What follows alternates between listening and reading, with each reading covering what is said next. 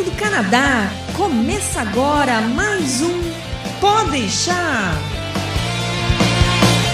Saudações, humanos, e sejam bem-vindos de volta ao Pode Deixar. Eu sou o Japa. E eu sou o Berg. E cá estamos nós, mais uma semana, mais um programa, muita paciência e um assunto desta vez que atinge todo mundo.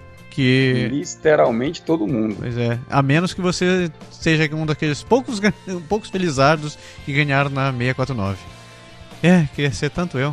Ai, meu Deus. A gente joga, mas ainda não funcionou, não. Não deu certo.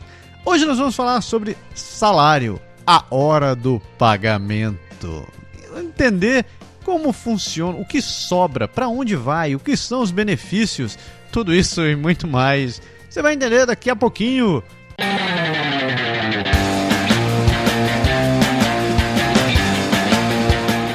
Vamos ser honestos. Quando a gente pensa em viajar, qualquer centavo economizado é lucro. Afinal de contas, a gente quer mesmo é aproveitar o passeio, não é? Mas tem uma coisa que a gente sempre pensa em deixar de fora, é o tal do seguro viagem, não é verdade? Você sabia que 1/3 das pessoas que viajam acabam com algum tipo de intoxicação e acabam tentando se automedicar para não ter que perder o passeio? Você pode estar dizendo, mas nunca é tão grave assim. Pois saiba que 25% das pessoas que contratam o seguro realmente acabam precisando dele. E o melhor, quase 100% das despesas são reembolsadas pelas seguradoras. Daí você diz, poxa, eu vou pagar uma grana num seguro que eu poderia estar usando para comer bem ou fazer compras. Olha, sobre isso eu vou te dizer o seguinte, uma simples consulta médica em uma clínica ou hospital no Canadá pode custar $1.500. $1.500. Sabe o que mais? Se você precisar ficar internado, são quase $3.000 por dia. E no final das contas, tudo isso porque você resolveu economizar pouco mais de $1 por dia. $1, porque esse é o valor inicial de muitos dos planos. E eu aposto que você não sabia disso. No Canadá agora, a gente trabalha com os melhores profissionais do mercado que estão aqui para conseguir o plano que melhor se enquadra na sua necessidade. Por isso, se você tem uma viagem prevista, seja para o Canadá, para o Brasil ou qualquer outro lugar, não deixe de consultar os nossos serviços primeiro. Faça uma cotação gratuita e conheça as vantagens que a gente oferece. Acesse agora www.canadagora.com/seguro-viagem e garanta tranquilidade na sua viagem. Fellas, let's hit it! Ha! Fellas, let's hit it! 1, 2, 3, 4. Então, vamos falar sobre salário, né? Para onde vai o famigerado fruto do nosso lavoro, certo? A gente recebe por isso, a gente vai lá de 8 às 8. Não, tá louco, 8 às 8 não trabalho mais em fábrica. E o tema, antes da gente continuar, o tema foi sugerido por uma de nossas ouvintes, foi a Stephanie Bonilha, que deu essa sugestão. E cá estamos nós. Sofremos, lutamos, foi quase 1 hora para fazer um brainstorm para achar o título para essa desgraça desse programa também. Mas vamos lá, né? O dia hoje é falar sobre dinheiro, o funfum, ou a mufumba. Para onde vai nosso dinheirinho, né, Bergen, meu filho? É isso aí, é interessante que a Stephanie, ela, como eu comentei, inclusive no dia que a gente leu a mensagem dela, que ela deixou a sugestão do tema, eu falei assim, tem um script pronto de programa aqui praticamente. Então, Stephanie, a gente pegou exatamente o que você colocou e deu uma ajeitadazinha para fazer sentido da nossa ótica, do nosso ponto de vista, mas a gente vai responder acho que a grande maioria das perguntas em relação ao pagamento, ao salário, como é que essas coisas se desenrolam. Quem dera todo mundo mandasse o roteiro do programa já pronto, assim. Seria bom, né? Vamos começar do básico, né? Porque antes de receber o salário, a gente tem que negociar o que a gente vai receber, né? Esse é um momento muito, muito estressante para muita gente, né? A gente até no último programa, a gente deu uma pincelada sobre isso, dizendo que a gente não é muito acostumado a negociar nossos benefícios no Brasil. Você sempre mais aquela relação, o patrão fala, você baixa a cabeça e dê graças a Deus que você vai receber dinheiro. E aqui não, né? Aqui você tem muito mais liberdade para poder discutir essas coisas. Por sinal, deve ser um dos poucos momentos que você tem que parar e discutir com calma isso daí, né? Então, assim, tem diferença também. Geralmente no Brasil, pelo menos no tempo que a gente estava lá, né? você concorria para um cargo onde o salário era determinado. Né? Então você ia concorrer para um cargo, sei lá, falando de tecnologia da informação, de analista, de programador de alguma coisa, e o salário era, se você era nível 1, custava X, se você era nível 2, pagava Y, e assim vai. Aqui o cargo, ele não tem muito esse negócio de nível 1, nível 2, nível 3, assim, até que tem, mas não vai muito por aí. Na verdade é mais aquela coisa de, tenho esse cargo, eu preciso de algumas tarefas que a pessoa saiba fazer, e em função da experiência dela, tem uma espécie de intervalo, né? Entre o menor salário daquele cargo e o maior salário daquele cargo. Dependendo da sua experiência, eles vão te colocar em algum ponto aí no meio desse intervalo. Esse apontamento, esse ponto onde você vai estar, é o que determina o que ele vai te oferecer, não necessariamente o que você vai ganhar, que é daí que você vem a história da negociação. Se você acha que você vale mais do que estão te oferecendo e você tem argumentos para isso, você tem todo o direito, aliás, obrigação, que é o momento de você chegar lá e dizer, olha, eu acho que você tem que me pagar tanto por causa disso, por causa daquilo. Às vezes tem um fato da pessoa estar tentando te tirar de uma outra empresa, né? Você tem um emprego, você é contactado por alguém e o cara fala, venha trabalhar comigo por causa disso, dá aquele monte de vantagem, e aí você vai conversar com o cara. É uma ótima oportunidade para você negociar os salários. O cara te oferece parecido com o que você ganha. Se você vai trocar de emprego, seria interessante que você ganhasse mais. Se você vai ganhar mais, você tem que ter uma ideia. O cara vai te oferecer alguma coisa, você vai dizer para ele, eu acho que esse valor para mim não adianta, porque eu já ganho isso, ou próximo disso. Para mim o interessante seria nesse ponto, nesse outro ponto por causa disso. Você sabe que eu tenho tais e tais competências, e você faz um pouco desse blá blá blá, que não é tão simples assim. A gente falando aqui agora, né, no programa, desconectado de uma oferta de trabalho real, é mais simples, mas lá na hora você tem que estar bem preparado. Mas é isso. Por que eu falei que esse lance da negociação é importante, né? Antes da gente pular realmente para destrinchar o salário, eu acho que tem meio que um consenso entre as pessoas com quem eu conversei de que o principal momento que você tem para discutir quanto você vai ganhar é aqui. Porque depois que você é contratado, as chances de você ter um reajuste de salário significativo, pelo menos com as pessoas com quem eu conversei, é muito baixa. O que significa que você entrou para uma empresa, cara, negocie muito bem esse salário, porque você basicamente vai ter reajustes da inflação nos próximos anos. E talvez você consiga um pouco mais, tipo 1-2% de aumento, mas em geral ninguém teve um aumento significativo, a menos que você estivesse trocando efetivamente de cargo, de uma posição realmente bem significativa. Agora, se por exemplo você era técnico nível 1 e passou para técnico nível 2, a mudança não é assim tão grande coisa. Então, por isso que eu digo, o Berg salientou bem nesse ponto. Quando você está numa empresa, você está indo para outra, cara, negocie muito bem o que você vai ter, seja em salário ou seja nos outros benefícios, porque talvez seja babaculelhéu. Você perdeu aquele único momento que você tinha para dar o jump no seu salário. Eu nunca vi alguém dizer assim, chefe, já faz 1 ano que está aqui, eu mostrei que eu sou competente e eu acho que o senhor, quando me contratou, me pagou pouco. Eu nunca vi. Eu acho que no final das contas o chefe vai te dizer, bom, você aceitou isso, né? Então você não tem mais o que fazer. Tem inclusive que o pessoal, tem gente que faz salto, né? Tem um cara que tipo assim, entra no emprego e aí ele ganha, sei lá, vou dizer qualquer coisa, ele ganha $20 mil por ano. Aí ele vai para um outro emprego para ganhar 30, para depois ele voltar porque ele tava para ganhar os 40 que ele queria, entendeu? Que ele não negociou na hora. Assim, às vezes as empresas consideram que quando você vai pegar a experiência fora, é como se fosse menos custo para ela em te formar e você já vem pronto. E você às vezes não tinha uma certa competência que ela queria e depois você desenvolveu isso lá fora e agora você é um profissional que realmente vale mais, eles estariam mais dispostos a pagar. Mas resumindo a história, o ponto é exatamente o que você falou. É na hora de você entrar no emprego que você determina o seu salário. Seja no meio público, seja no meio privado, é igual nos dois. Se você não negociar ali, você não negocia mais depois. Um outro lance importante é que nessa parte da negociação do teu salário propriamente dito, leve em consideração também o valor dos benefícios que vão pagar. Porque às vezes você pode estar trocando de emprego onde, digamos, você ganha 50 mil em um lugar e naquele lugar você tem um plano de saúde bom e um plano dentário bom. e você está indo para outra empresa e aquela empresa só tem um plano de saúde razoável, ele não tem um plano dentário.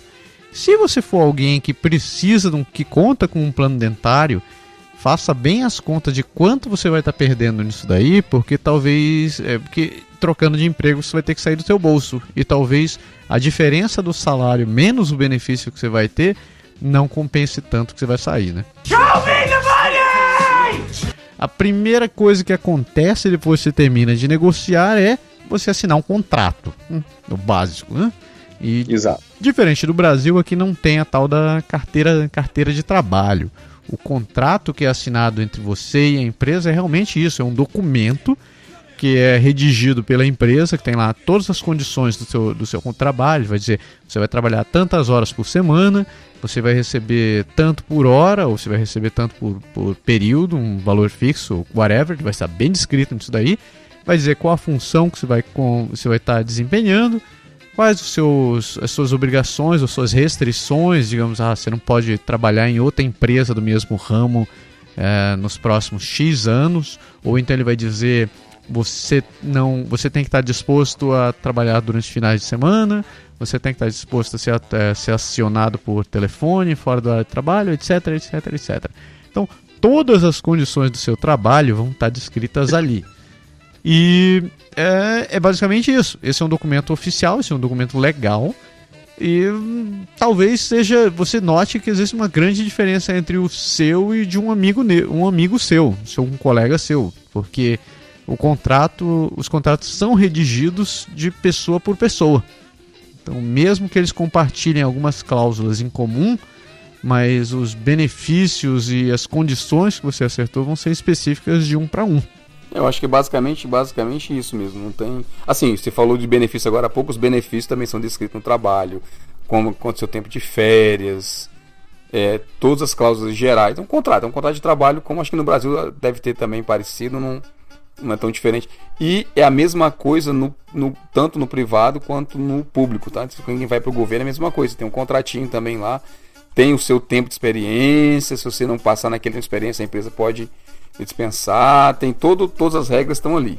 O contrato de trabalho, se você se sentir, digamos assim, violado ou injustiçado, qualquer fator que você venha a querer negociar, a discutir com a empresa, precisa ser levado a um advogado. Então, o advogado vai ter que acionar civilmente a empresa para poder responder por, digamos, quebra de contrato. Dentro desse aspecto. Eu não conheço ninguém. Você conhece alguém que chegou a processar a empresa assim? Tem que trabalhar? Não conheço não. Eu sei que tem, eu sei que pode, mas eu nunca vi. Eu acho que o mais comum é o pessoal ir embora e procurar outro canto. Procura outro canto. Geralmente, o salário ou é anual ou ele é horário e vice-versa. Não se calcula em função do outro. O salário por horário é interessante porque isso você vê muito que o pessoal fala, eu ganho $14 a hora.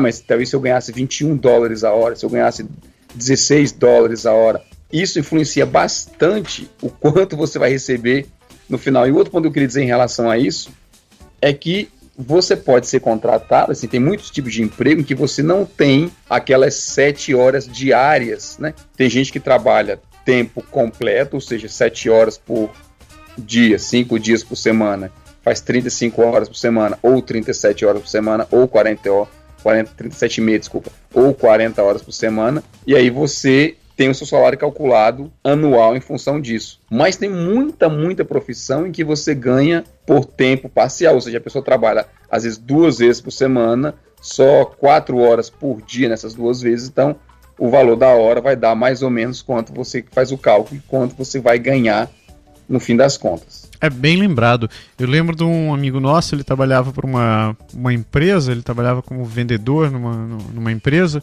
e ele tinha umas escalas. Então, às vezes, ele trabalhava, por exemplo, segunda-feira das 8 ao meio-dia, terça-feira das 4 às 7, quinta-feira ele não trabalhava, quarta-feira ele não trabalhava, sexta-feira ele ia trabalhar o dia inteiro, e isso mudava de semana a semana.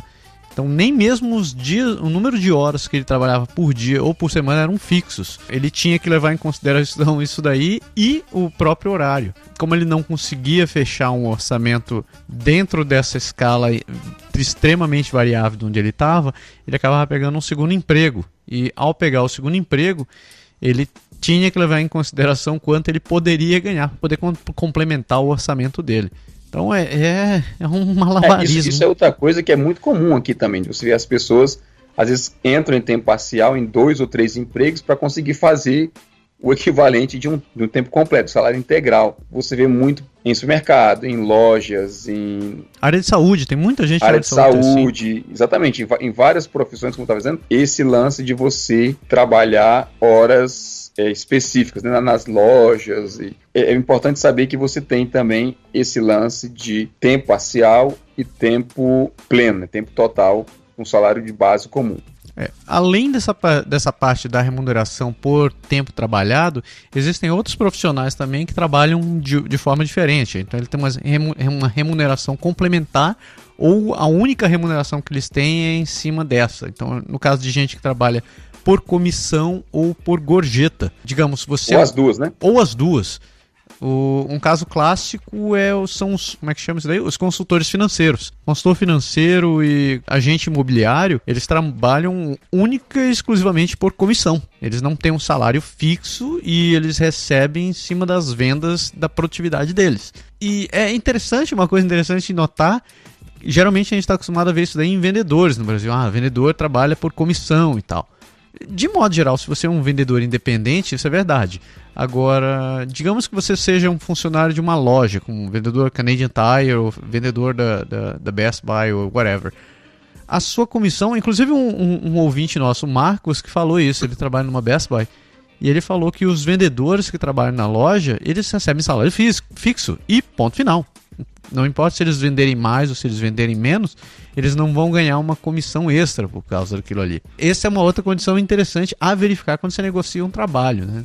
Talvez você venha considerar, por exemplo, você é o melhor vendedor de sapatos ever do universo nesse lugar, esperando ganhar uma remuneração extra por isso, e o seu contrato simplesmente vai dizer, não, você tem um salário fixo e acabou. Você falou de gorjeta, é uma coisa interessante saber, geralmente no Brasil, principalmente em restaurante, nessas áreas onde você tem assim, uma gorjeta já clássica, aqui a gorjeta é dada em tudo quanto é profissão onde a pessoa te presta um serviço, né? Às vezes mesmo você está numa cadeia tipo McDonald's, tipo Subway, sei lá, numa lojinha que vende café, pouco importa, e o cara te faz o café ali, você paga e deixa uma gorjetinha. Então, normalmente ela não é especificada e ela não vem automaticamente na conta, na fatura, né? Como no restaurante no Brasil, que você vai e paga os 10% do garçom ali na hora. Fica à discrição da pessoa. Mas isso, na verdade, é um ponto benéfico, que tem gente que dá tanta gorjeta que às vezes você acaba fazendo mais com gorjeta do que com o teu próprio salário, né? É verdade.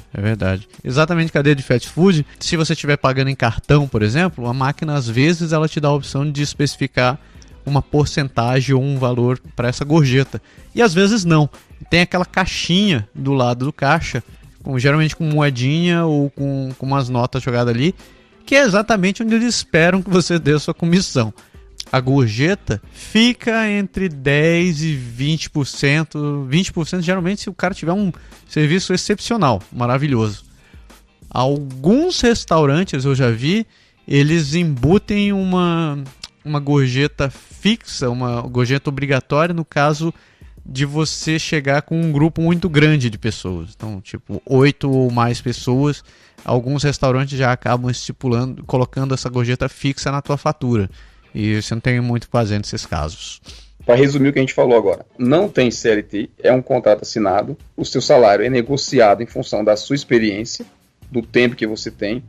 O salário pode ser horário ou anual, ou então você vai ter a comissão e as gorjetas. Dê uma olhada no link na descrição desse programa, tem um link para um artigo que a Andrea Zotelli escreveu sobre como procurar emprego. Se você estiver nesse problema, nesse momento de ficar procurando emprego, ela conseguiu resumir bem alguns pontos muito interessantes que ajudam pra cacete você ficar procurando emprego por aqui. Show me the money!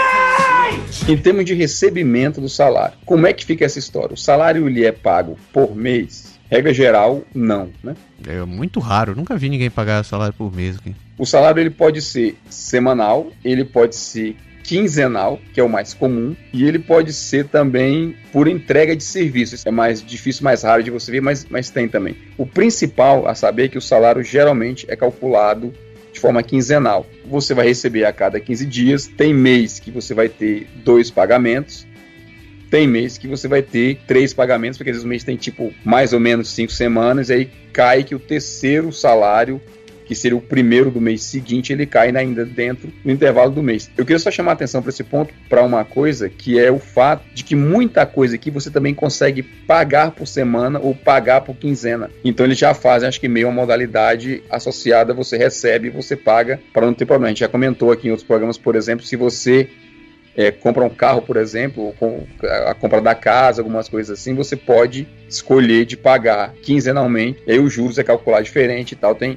outras coisas, mas é importante saber que o salário geralmente é quinzenal, o que significa que quando você vai calcular, você vai pegar um ano, tem 52 semanas, então você tem 26 quinzenas no ano, então é um fator específico para você saber. Você quer saber o seu salário, então você vai calcular uma semana e você calcula a quinzena, depois você calcula 26 quinzenas, você sabe quanto vai ser o seu salário anual. A gente podia pegar um exemplo agora, né, para poder parar sair um pouco do mundo fictício. Digamos que o seu salário seja de 100 mil. Eu peguei 100 mil porque é um número muito fácil de fazer conta. Não é um salário comum, galera, tá? Né? Pouquíssimas pessoas ganham 100 mil aqui. Geralmente você ganha muito mais. Claro que sim, começou um piadista. Então digamos assim, 100 mil dólares que seria o seu salário por ano. Significa que você vai receber a cada 15 dias cerca de 3.800 dólares, né? Então eu peguei 100 mil, dividi por 26 semanas e você vai ter uma média de 3.846 dólares com esse pagamento. Salário bruto. Salário bruto, né? Daqui a pouco a gente vai falar um pouco sobre as deduções, como isso está funcionando. Geralmente, quando você vai pedir um financiamento, vai pedir uma análise de crédito ou alguma coisa parecida, eles vão te pedir qual é o seu salário. Geralmente, os sistemas estão prontos para calcular isso daí em cima da sua renda anual, né? Não é uma regra, mas isso pode acontecer. 100 mil dólares, se você quiser saber quanto você vai ganhar, quanto é a sua renda de pagamento médio, divide por 26, você vai ter 3.846. Se você quiser saber quanto você vai ganhar por semana, divide por 52, vai dar mais ou menos 1.923. Agora, digamos que você queira saber qual é a sua média de salário por hora. Você pega esses 100 mil, um ano tem 52 semanas, uma semana tem, digamos, você trabalha 8 horas por semana, então 52 semanas vezes 5 dias por semana, vezes 8 horas por dia, você vai ter 2.080, você divide 100 mil por 2.080, vai ver que a sua hora é cerca de 48 dólares a hora, aproximadamente. Você quer saber quanto você vai ganhar por mês? Você pega 52 semanas, multiplica pelos dias da semana que você vai trabalhar, geralmente 5, e multiplica pelo número de horas que você trabalha por semana. Então a gente está supondo que você vai trabalhar 8 horas por semana, isso vai dar 2.080. 8 horas por dia, né? 8 horas por dia, desculpa. Então você pega o seu salário bruto, os 100 mil, e divide por esse número, você vai ter o seu valor de hora, o seu valor de salário por hora. Pegando o cálculo inverso, não é mais o salário aqui, mas supondo que você vai trabalhar tempo completo e você vai ganhar 10 dólares a hora, para fazer uma conta simples também, né? Você trabalha 7 horas por dia, 5 dias por semana, você trabalha tempo completo, você trabalha 35 horas por semana. Você ganha 10 dólares a hora, então uma semana você ganha 350, certo? Exatamente, isso aí. Se você pega 350 agora e multiplica por 52 semanas, aí você sabe quanto você vai ganhar. Deixa eu até fazer o cálculo aqui. Dá 18.200. Dá 18.200, pois é, por ano. Então você teria um salário anual de 18.200. Se você quer saber quanto você vai receber por quinzena, em vez de você multiplicar por 52, você multiplica por 26 e você sabe quanto representa o teu salário bruto por quinzena por cada pagamento. Esse salário, ele é depositado no banco, às vezes à exceção do primeiro salário. As empresas aqui, não necessariamente elas te contratam no dia 1º do mês. Então, outra coisa interessante, né, que acontece por aqui. Você pode entrar numa quinta-feira, você pode começar numa sexta-feira, pode começar numa quarta-feira, você pode começar no dia 12, no dia 18, não tem essa obrigação de você começar no dia 1º do mês. Como também não tem um dia que você deixa o emprego, você não tem obrigação de sair no final do mês.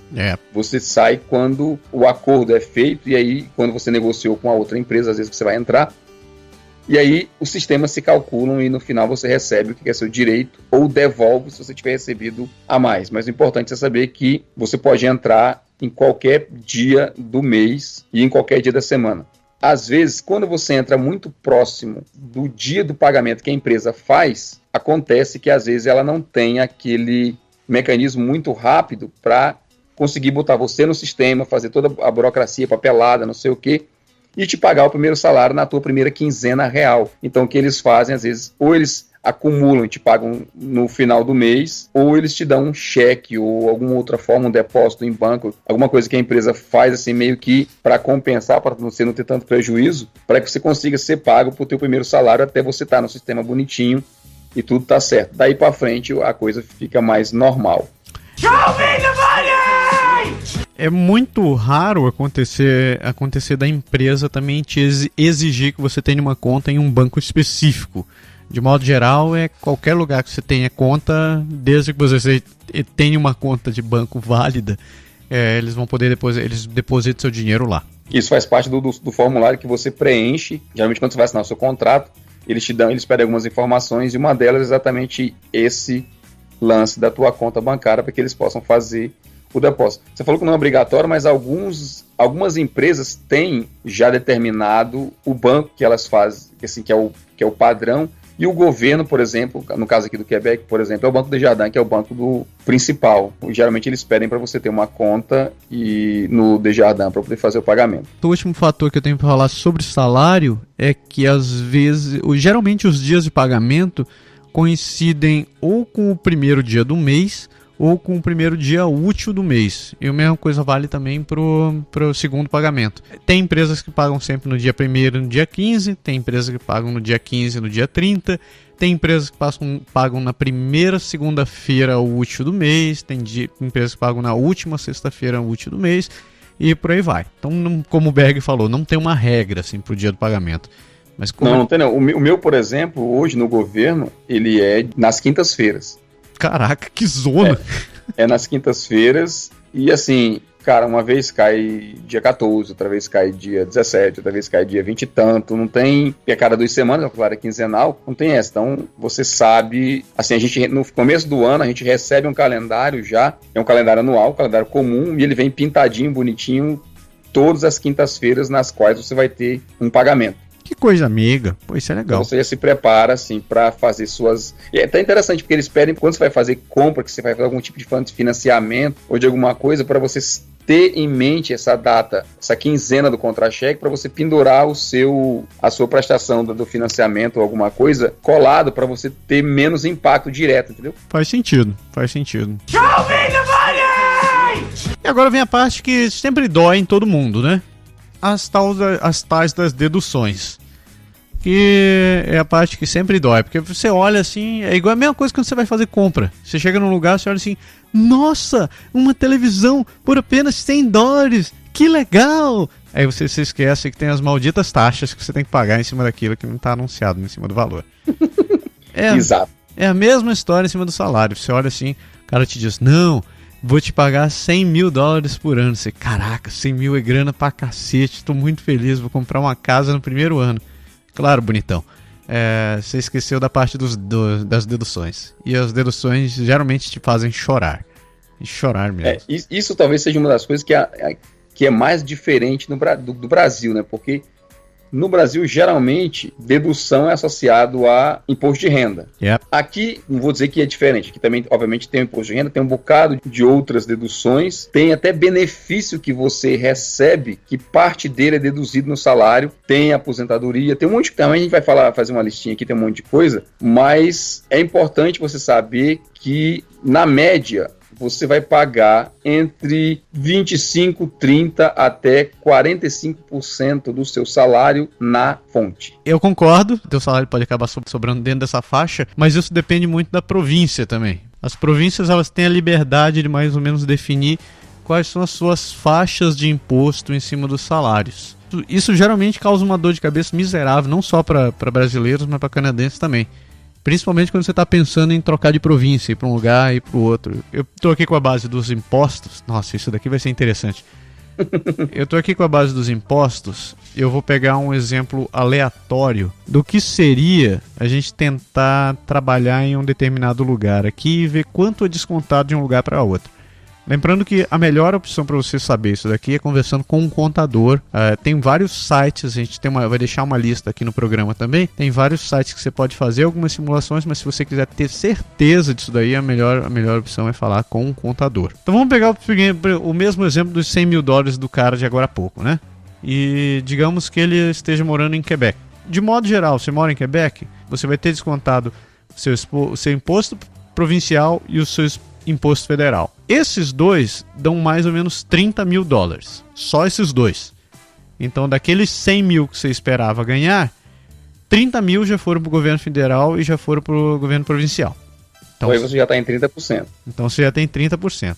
Além disso, o Quebec, de modo geral, ele tem também o assurance parental. Eu não sei nem como traduzir isso daqui. Seguro parental. O seguro parental. O seguro parental é aquilo que você paga para você ter o direito a passar um ano sem trabalhar cuidando do filho. Grande benefício que a gente tem aqui do lado canadense. Isso varia, mas por esse caso desse cidadão que ganha 100 mil, foi mais $390 a menos. Aí você tem que pagar também o seguro-desemprego. O seguro-desemprego está mais ou menos $760 nesse caso.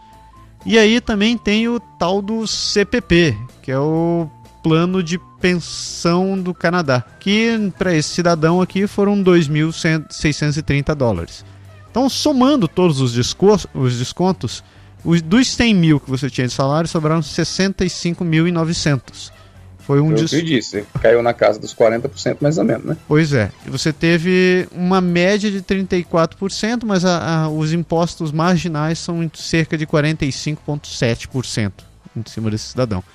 Lembrando que aqui a gente só está falando dos descontos obrigatórios. Exato, tem muita coisa ainda que pode ser descontada. Por exemplo, às vezes para a empresa que você vai trabalhar, para você ter direito a um determinado benefício, você tem que pagar uma quantia X. Então, dentro daquela quantia, já vai entrar ali. Se você quiser descontar vale transporte, a empresa também pode descontar o seu passe de transporte também por ali. Então, o desconto vai lá também. E por aí vai. Um exemplo bem clássico disso é o plano de saúde complementar. Então, às vezes a pessoa fala assim, o plano de seguro dentário, por exemplo, você tem direito a ir ao dentista algumas vezes por ano, ou plano para exame de visão e algumas coisas assim, ele custa, sei lá, $3 mil por ano. Obviamente a empresa não vai fazer você pagar 300, na média, $300 por mês. O que ela faz é que ela deduz, sei lá, $100 do teu salário, e o resto é ela, a empresa que oferece para você, mas aí o teu salário deduz esse valor para você ter o direito ao benefício. Então, parte do benefício é custeada pelo empregado e parte do benefício, a maior parte, custeada pelo empregador. Outras províncias, por exemplo, em British Columbia, você tem que pagar parte do seu seguro de saúde provincial também no seu salário. Além do benefício do seguro saúde que a empresa possa estar te dando, você já tem a obrigação de estar pagando parte do seu salário para o sistema de saúde local. Só para fazer uma comparação aqui, por exemplo, entre a diferença de salários entre províncias, eu vou pegar esses mesmos 100 mil e fazer o cálculo para Alberta. Então, o cara que trabalha em Alberta e receber um salário de 100 mil, ele vai ter um salário líquido de mais ou menos 72 mil. Quase 30% de desconto. Né? Isso porque a província de Alberta tem uma taxação diferente da província de Quebec. Óbvio, a gente não vai entrar em detalhes aqui dos benefícios que uma ou outra oferece, mas isso é uma questão que você tem que levar em conta também. Então, quando você estiver pensando em trocar de província por conta de salário, faça o cálculo em cima de quanto você vai ter de salário líquido e verifique também as diferenças de benefício que você vai ter de uma província para outra. Falando um pouco daqui da minha realidade, eu estou em Ottawa e tem muita gente que mora em Gatineau, que é do lado de Quebec, e vive se perguntando, putz, vale a pena eu morar em Ottawa, vale a pena eu morar em Quebec, onde vale a pena morar por causa dos descontos, etc, etc. E essa é uma questão que você tem que levar muito em consideração. Porque são duas aposentadorias, na verdade, que você paga, né? Que você pode pagar. A primeira que é recolhida obrigatoriamente, que é a do governo, que é essa aposentadoria que a gente já falou até em outros programas, que ela no final da sua vida, quando você terminar, você vai receber em torno de uns 850, 900 dólares por mês de aposentadoria, que não é tão diferente do Brasil. Então não é um grande plano de aposentadoria, é um plano mínimo. E eles sempre dizem que, obviamente, esse dinheiro não dá para você viver. Então eles sugerem que você use a aposentadoria mista do governo, que é, assim, em francês eles chamam de REER. É o RRSP. Que é um plano em que o governo dá isenção de imposto para você, como aplicar o seu dinheiro nesse modo de aposentadoria. É meio como se fosse uma aposentadoria privada no Brasil, né? Eu acho que não é muito diferente desses capitalizações, essas coisas que o pessoal oferece em previdência privada nos bancos aí no Brasil. Mas é importante saber que é um desconto também, então é descontado um valor no salário. Às vezes esse valor chega assim, ele pode chegar até 4, 5%, pode ser de 2%, pode ser de 3%, pode ser de 4 ou 5%, principalmente, sim, esses valores mais altos, 4 ou 5%, quando a empresa ela se compromete a como dobrar o teu investimento. Então, tem empresa que no teu contrato está marcado lá que se você, pro REER, para aposentadoria mista, você depositar recolher 4% do seu salário, a empresa recolhe outros 4% e você tem 8%, que é uma grande vantagem, porque você dobra o seu valor direto. Assim, é um bônus, né, um benefício que a empresa dá. Como você vai calcular isso daí, quando você tem que contribuir de aposentadoria por salário para poder se aposentar? Isso a gente recomenda realmente que você fale com um consultor financeiro. O cálculo vai depender bastante de quanto você ganha, quanto tempo você pretende se aposentar, qual é o seu orçamento mensal, quanto você tem de despesas. Vale lembrar que consultores financeiros não cobram toda essa conversa com você, toda essa discussão, essa análise do seu perfil. Você vai ter uma opinião de um profissional que vai realmente avaliar o seu perfil antes disso daí. Então aqui no Canadá agora a gente tem como parceira a Andrea Brito, que é consultora financeira.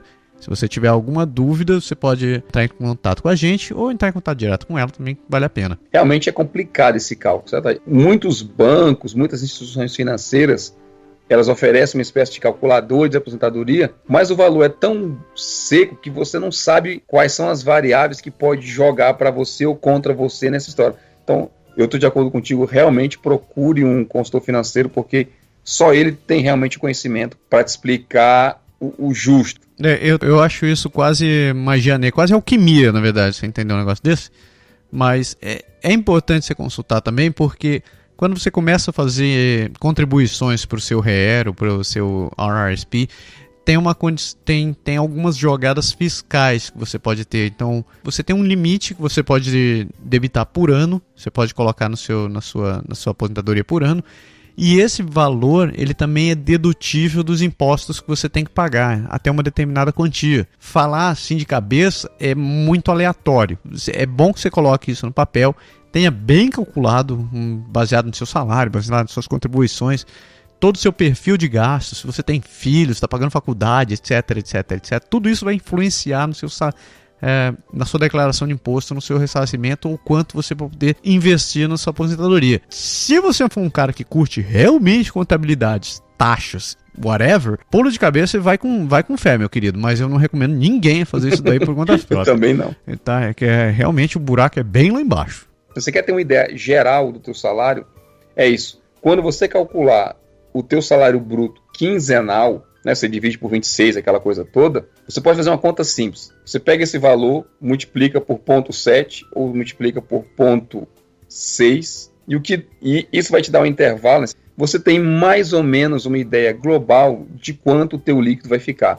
Se o bruto daria 3.800, no caso da pessoa de 100 mil lá, o bruto daria em torno de 3.800, 3.900 dólares quinzenal, você pega isso aí, multiplica por 0,6, pega 60%, você desconta 40%, e aí você sabe mais ou menos quanto vai dar o teu salário líquido. Isso é importante porque a gente já viu alguns comentários, eu até comentei isso, inclusive num outro podcast, no exemplo que eu dei, que alguém comentou comigo e falou assim: eu me surpreendi um pouco com a história do desconto, porque a gente fez um cálculo, achou que era uma coisa e era outra, né?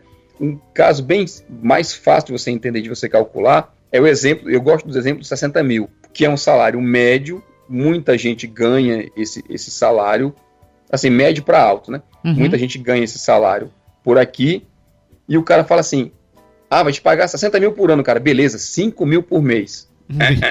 Não é bem assim.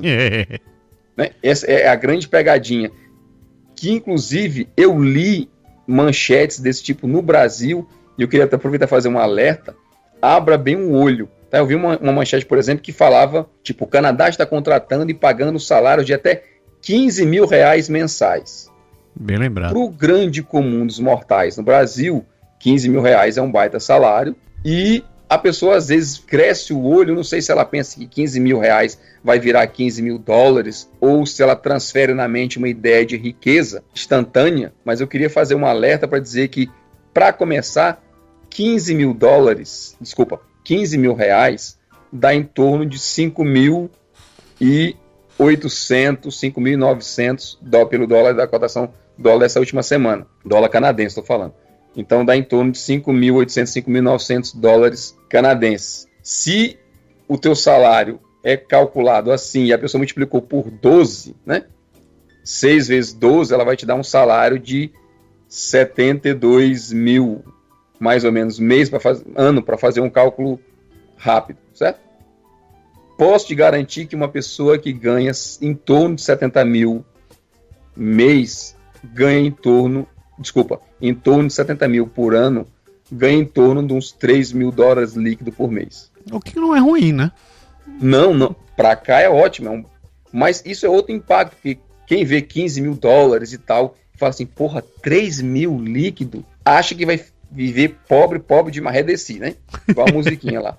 Mas o importante é saber que não é esse valor todo. É óbvio que 3 mil dólares para uma pessoa, cara, é uma grana boa, dá para você comprar carro, dá para você ter sua vida, alugar seu apartamento, dá para você viver, você não vai ficar aperreado com isso, não, ao contrário. Você não vai ganhar 6 mil dólares por mês, entendeu? Você não vai ganhar 7 mil dólares. Não adianta fazer esse cálculo tem que ter muita atenção, que eu queria dizer é isso, tem que ter muita atenção com essa ideia faraônica dos números muito grandes, porque na média os salários são baixos, muita gente ganha em torno de 1.000 a 1.500 dólares por quinzena, né?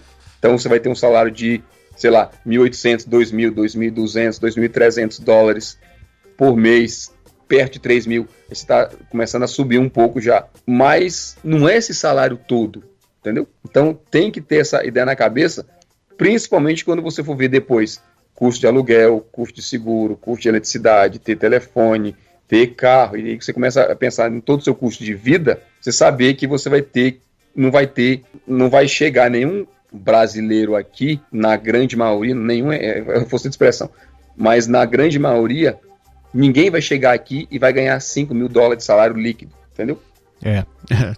Então, essa ideia de riqueza, eu acho que a gente pode começar a tirar ela do modo ilusionário, vamos dizer assim. Meu último ponto aqui do programa é o seguinte: a gente ficou falando aqui sobre salários, contratos, benefícios, etc, etc.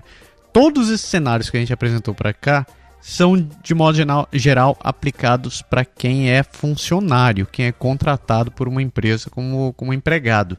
Exato. Existem outras opções de você trabalhar também como pessoa jurídica, você abrir a sua empresa e trabalhar prestando serviço para uma determinada empresa. Isso daqui é um modo de trabalho comum que existe por aqui, mas a gente não abordou porque, acredite, tem muitas opções em cima disso daí. Para começar, existem no mínimo 3 tipos de empresa que você pode ter para poder começar a prestar serviço, e cada uma tem uma característica diferente. Existem diferenças fiscais, contratuais, custos e etc, etc, que a gente não ia conseguir abordar dentro desse programa. Então a gente está montando já um outro esquema, um outro roteiro para um outro programa. A gente vai falar especificamente como é trabalhar com pessoa jurídica aqui. Com alguma sorte a gente vai conseguir trazer um contador, porque eu comecei a ler isso daqui e começou a me dar dor de cabeça. Eu preciso que alguém me explique esse negócio com calma, porque a cabeça não processa mais. Então, eu sei que eu andei conversando no pessoal lá do nosso grupo no Facebook, o Meu Canadá é Agora, e mandei pedindo perguntas e sugerindo, eu queria saber como é que funciona com o PJ. A gente pede desculpa que a gente não atendeu nesse programa, mas realmente o tema é longo. Ele trabalhar como pessoa jurídica que tem um pouco mais de nuances do que tem no Brasil, e a gente não queria trabalhar de maneira superficial. Então, próximo programa... Vai dar um programa só disso, né? Vai dar um programa só disso. É isso daí. Beleza? Beleza.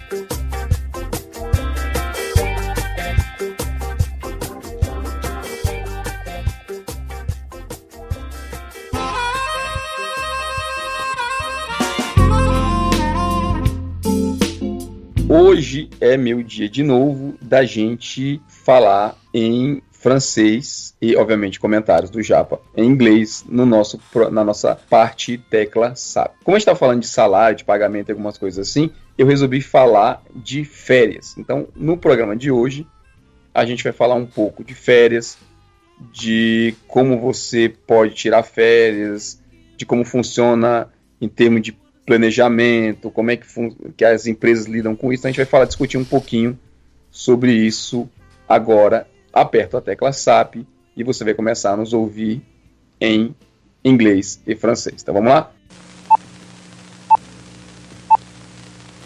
On va commencer à parler de vacances. Une des premières choses à savoir concernant les vacances, c'est que c'est pas tout à fait automatique que quelqu'un va avoir un mois de vacances quand il va être employé. Normalement, les vacances sont calculées en fonction du temps d'expérience et du temps de service. Ça commence, règle générale, avec 2 semaines. Après un certain temps, la personne va avoir 3 semaines. Puis après un autre certain temps un peu plus élevé, la personne va avoir 4 semaines de vacances. Il y a certains emplois, certaines modalités qui permettent d'avoir, je dirais pas une 5e semaine, mais 22, 23 jours de vacances, un peu plus que les 20 jours ouvrables qu'on est habitué à apprendre. Actually, I know some companies that don't actually have a limit for vacations. Like you can take as many days as you want per year. L'important, c'est que je peux donner une moyenne. Quelqu'un qui a 8 ans d'expérience, 10 ans d'expérience, que j'imagine c'est à peu près la moyenne des Brésiliens qui émigrent ici au Canada, normalement, ce temps est déjà admissible pour avoir 4 semaines de vacances, donc un mois de vacances. Les vacances, dans la majorité du temps, sont prises, sont demandées pendant l'été. Vu que c'est la période plus chaude de l'année, l'école des enfants arrête 2 mois en vacances, fait que les parents, fait que les employés, en effet, ils profitent eux autres aussi pour en prendre ses vacances. Un facteur intéressant, c'est que les vacances, quand tu as 2 semaines ou 3 semaines ou 4 semaines de vacances, vous n'êtes pas obligé d'apprendre toutes les vacances d'une seule fois. Fait que c'est pas parce que j'ai 4 semaines de vacances qu'il faut que je m'absente de mon travail 4 semaines.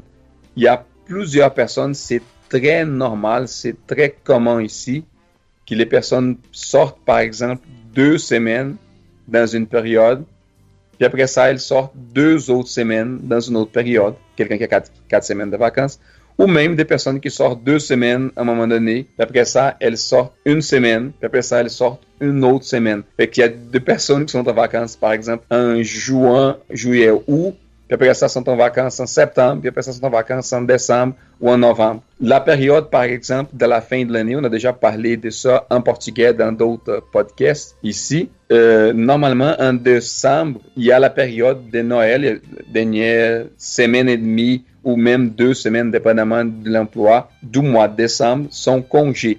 Fait que des personnes, fait qu'il n'y a pas de travail, ou il y a très peu de jours de travail. Fait qu'il y a des personnes qui profitent de prendre des vacances dans cette période pour augmenter les temps de vacances.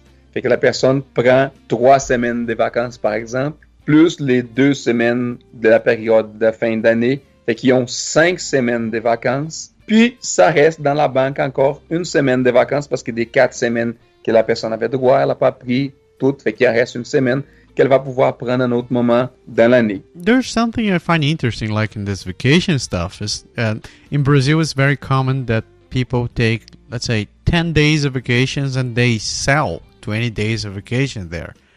And like the company may or may not buy those vacation days. Well, that depends on the company. But here, I never seen something like that. I don't ever think that's allowed by law. Like I never see any company that allows by buying your vacation days. Have you?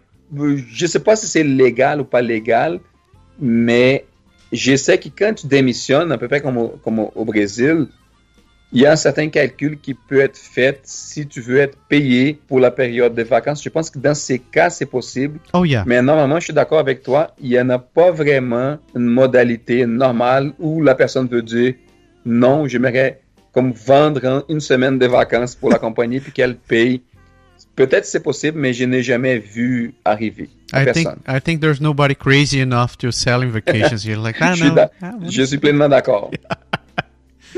Pleinement d'accord. L'autre facteur important, l'autre chose importante pour les vacances, c'est par rapport à la planification de quoi tu vas faire avec tes vacances. Une chose, c'est pas nécessairement sur les vacances les sujets, mais une chose super importante, c'est que tout ce que tu veux faire dans ta période de vacances, normalement, doit être planifié au moins 3-4 mois d'avance. Les Canadiens, même les Québécois en particulier, ils sont très axés sur avoir tout qui fonctionne parfaitement. Donc, c'est la pratique, c'est l'habituel ici, que les gens vont, en bon français, comme ils disent ici, vont booker leur voyage de vacances, l'hôtel, les billets d'excursion ou les choses qu'ils vont aller regarder, le théâtre, ou peu importe ce que tu vas faire.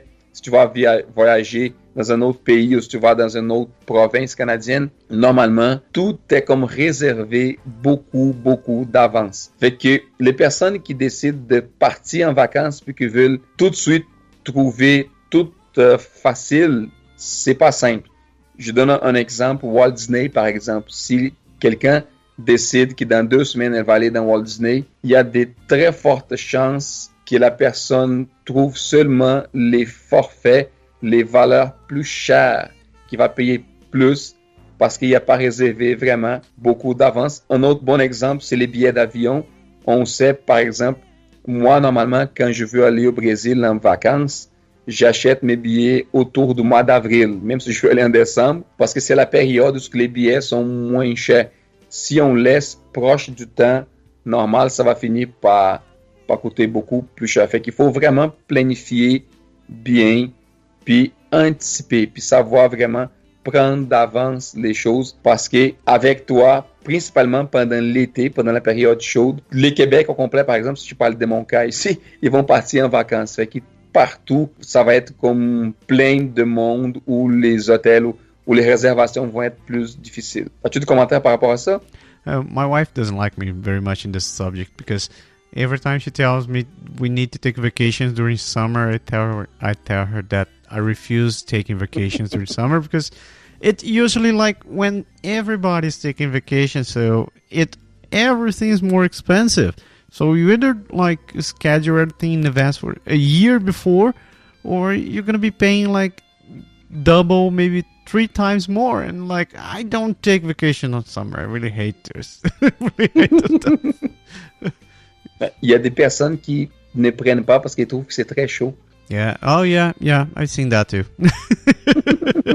2 derniers points que je voulais dire.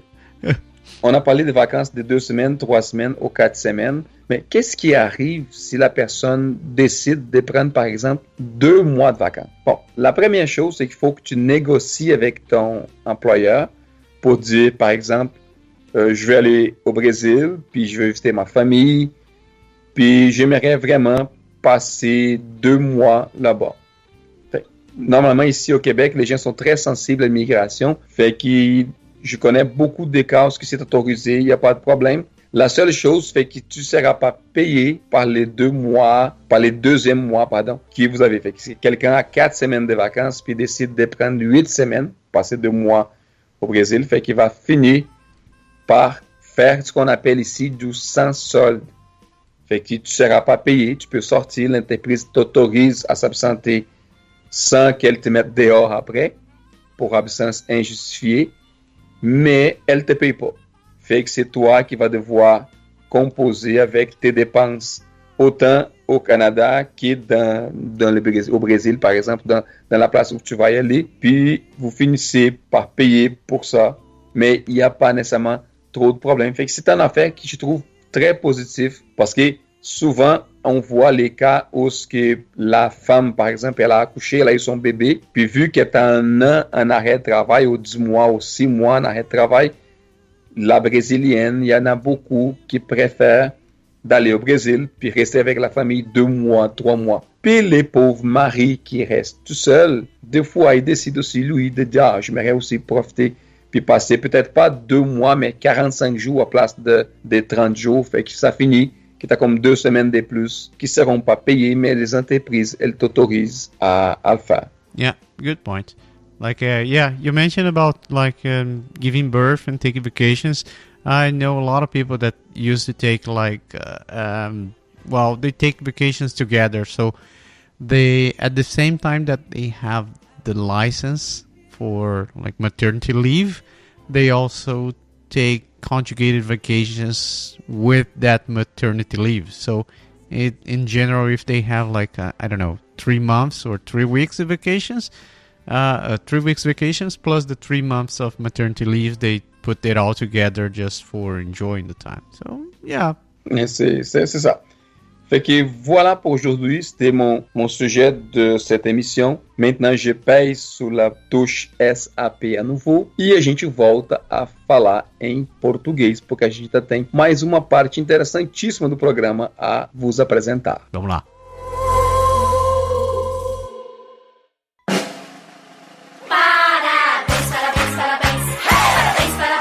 Aniversariantes! Hoje tem musiquinha nova. Meu filho achou a música da Galinha Pintadinha. Conseguiu, é. Ele achou a música da Galinha Pintadinha que vos ouvires agora.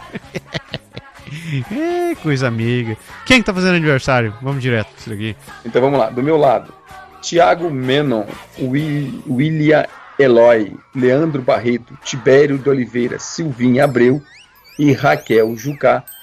Parabéns para vocês, muitos anos de vida, sejam muito felizes e continuem escutando a gente. Se não fazem ainda, escutem mesmo assim. Isso aí, Thiago, parabéns para você. Eu queria que você estivesse por aqui para poder cuidar das minhas costas, mas não tá, tudo de bom. Fico te esperando. Quero dar parabéns para Marília Mamed Alves Borges. Marília, nossa, a gente se conhece há tanto tempo, meu Deus do céu, tô velho. Um abraço também pro Lucas Lainete, pro Marlos Cadanos da Costa, pro Roger Rainville. Roger, meu querido, um grande abraço. Próxima saída, estou esperando. Um abraço também pro meu amigo Alfredo Porco. Paulo Júnior, Juneco, parabéns, meu querido. Minha prima, Makana Matsuba. Um grande beijo, um grande parabéns pra minha querida amiga Regina Andrade, fazendo 40 aninhos. Esse é o ano dos 40 dias pra todo mundo, né, do colégio. Oh, dureza. Vamos lá, Regina, parabéns. Um grande abraço pro meu querido amigo François Houdon. François, Bonfait, my man. Um aniversário também do meu amigo Travis Perniski. Ele treina comigo. Fred Mesquita, do Me Leva Junto Oficial. Se você não conhece o site desse, a página dele, conheça lá. facebook.com/, Me Leva Junto Oficial. Super massa a jornada que ele está fazendo pelas Américas, conscientizando sobre a importância da hepatite. E finalmente um grande feliz aniversário, meu querido Daniel Zanotto. Pelica, meu guri, tudo de bom pra você. Um grande ano, tudo de bom pra vocês. E vamos aos comentários. É isso aí, parabéns pra toda a galera e vamos pra frente.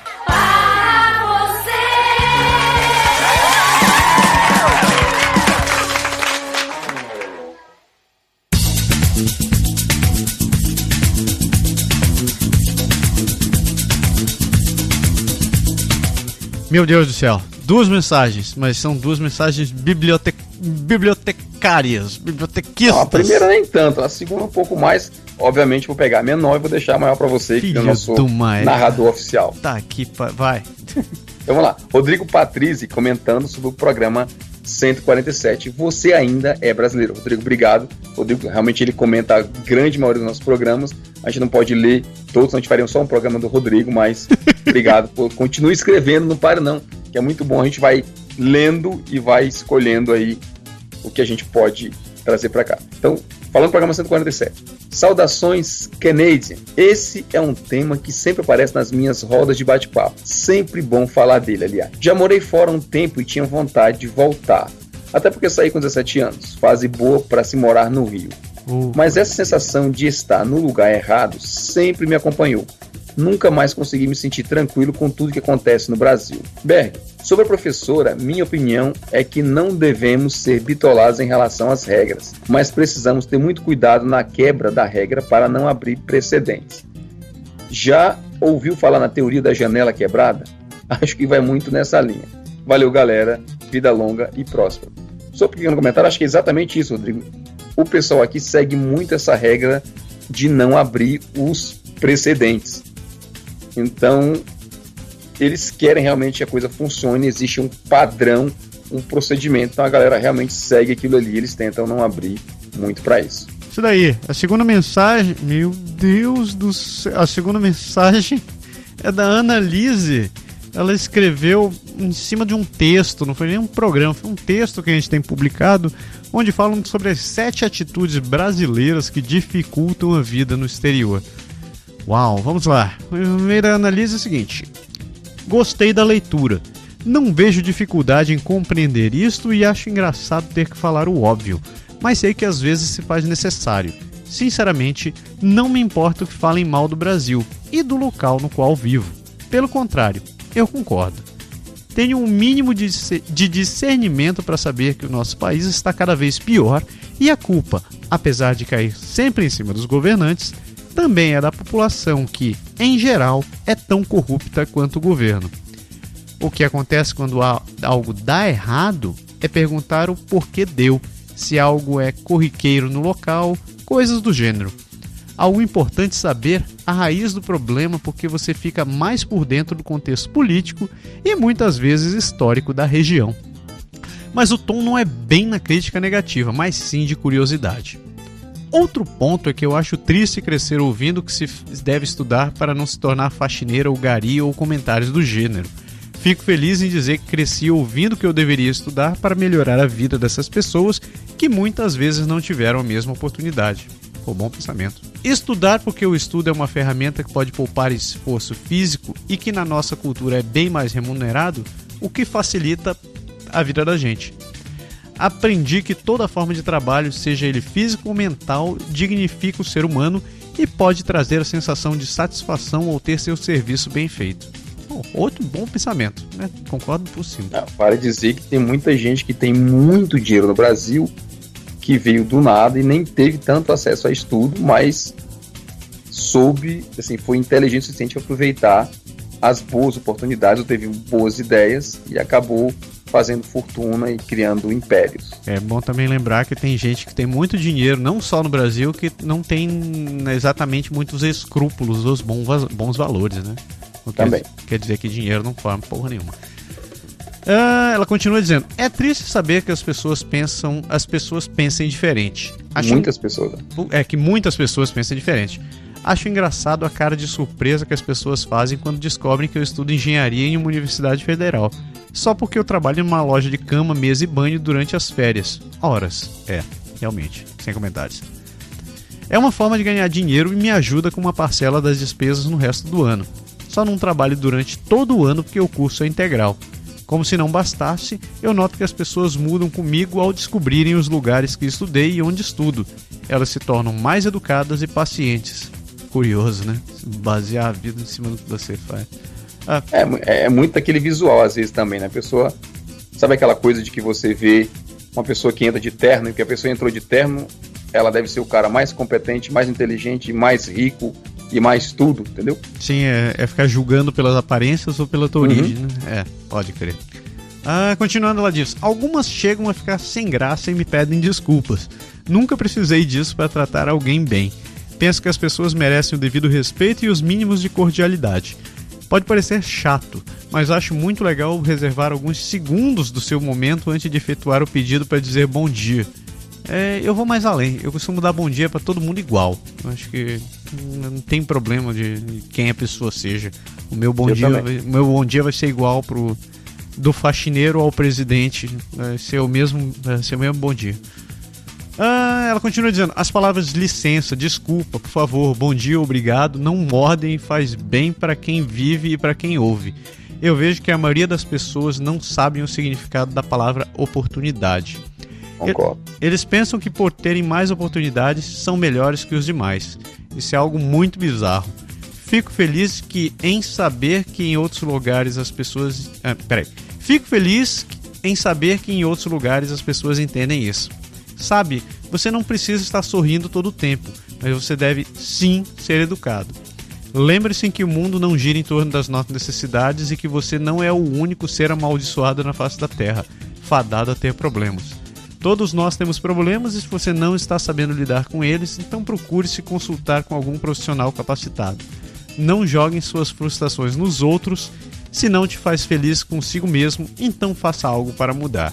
Não é justo colocar para fora todo o seu mau humor nas pessoas ao redor que nada tem a ver com... Caralho, não, olha.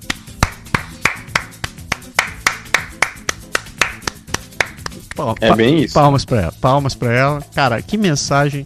Nelise, fantástico a tua mensagem. Tá aí, sem palavras. Tá fantástico. Tanto é que mereceu, a gente trouxe aqui pro ar, né? Sensacional, sensacional. Obrigado mesmo. Muito obrigado pela mensagem. Se vocês também tiverem outros tapas na cara na sociedade como esses aí, ou só se quiserem comentar, fazer críticas, sugestões, como foi o caso da nossa querida Stefanie, que mandou o roteiro do programa dessa vez, eu não vou achar nada ruim se vocês quiserem mandar esse negócio já pronto. É muito fantástico. Escreva pro contato@canadagora.com ou vá no nosso Facebook, etc. E você sabe como falar com a gente.